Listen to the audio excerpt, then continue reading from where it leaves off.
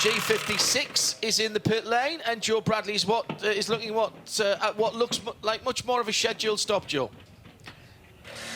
Well, it looks like a scheduled stop, actually, with regards to Mike Simpson jumping out, Freddie Tomlinson now jumping in. It's the 795. This is the Ginetta G55. And we were talking about whether or not this car was a development G55 going forward into the new season. And Lawrence Tomlinson was confirming that. I'm just going to see if I can attract Lawrence's attention and see if he could... Good on you, Lawrence. I'm going to ask the man who knows the question. Lawrence, we've just watched the 795 pit stop. Freddie, your son, jumped in it. That's a development of the G55, you were telling me. What exactly are you developing on it? Yeah, it's a brand new car. It was a bit Lego. Chassis arrived in container, and the rest of it we flew in. And the boys here have built it, done a great job. And it's really just a development run for us today. So we're really pleased with the performance of it. We're setting the pace at like the 992, or just a little bit faster than the 992 Cup car, because there's so many in the world. There's a class for it to race in. So we're calling it, I think we're going to call it the G56 GT3 Cup car, something like that.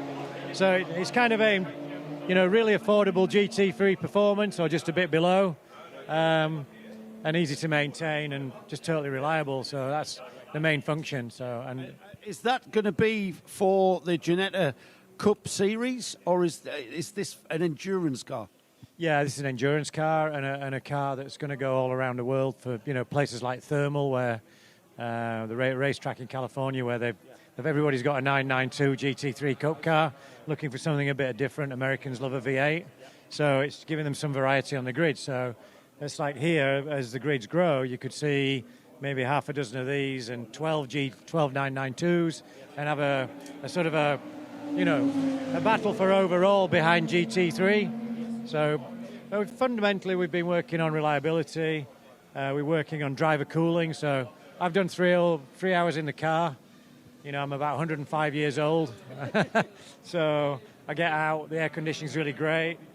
Everybody at the factory's done an amazing job with the overall cooling package. We've got a better aero package on it.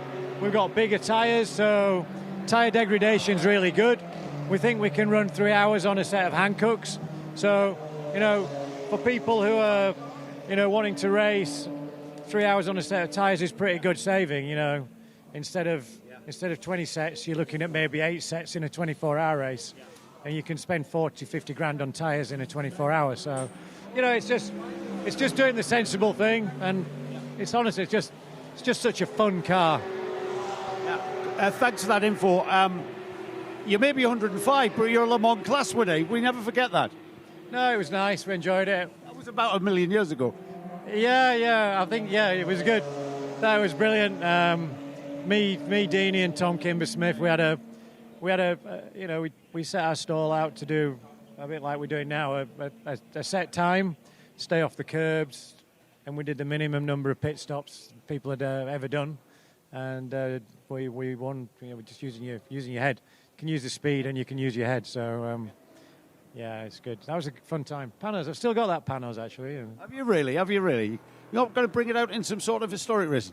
Yeah, I'm just recommissioning the Ginetta Zytek 09S, so that's that'll be out next year. And me and Fred's are on our gap year. He's basically just finished school, so we've taken a year out. So we're doing. He's doing Asian Le Mans. We're doing all the Creventic together, and then we'll pick up some series throughout the year in Europe, which will be fun. Lad and Dad, and obviously we got Mike Simpson, our factory salesman stroke driver. He's like a member of the Tomlinson family, in fairness, isn't he? Yeah, there's me and him travelling around on the gap year. So, I mean, what could any father want? Mike as a life coach for his son. Yes, absolutely. What could possibly go wrong? Thanks, Lawrence. Thanks for that insight.